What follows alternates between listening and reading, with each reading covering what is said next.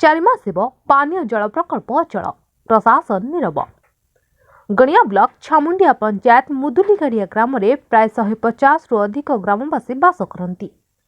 ग्राम गोटे नलकूप ही सेमानंक पई साहा भरोसा।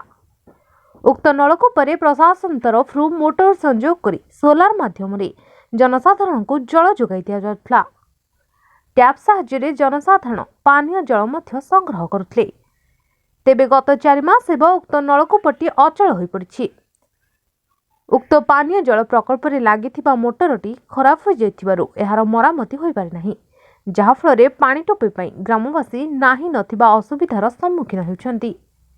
ए संपर्क में सेमाने पंचायत ठारू ब्लॉक पर्यंत अभियोग करथिले मध्य केही शुणु नथुबा जଣା पड़छि। ए संपर्क में पानीय जल जोगाण विभागर कनिष्ठ जंत्री को मतामत पई फोन करथिले मध्य से फोन उठाई नथिले। 4 मास हेब उक्त प्रकल्पटी अचल होइथिबा बेले प्रशासन नीरवता साधारण आलोचनार विषय पालटिछि। तेबे तुरंत उक्त प्रकल्पटी को कार्यक्षम करने को साधारण दाबी होछि। आपण मानकर स्नेह श्रद्धा एवं भल पाइबा को पाथेय करी मणिभद्रा खबर यूट्यूब फेसबुक एवं पोर्टाल तार सफलता बजाय रखिछि।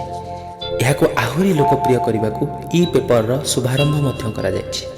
आमको यही भली प्रेरणा एवं सहयोग जोगाइबा सहित लाइक शेयर एवं सब्सक्राइब करंतु।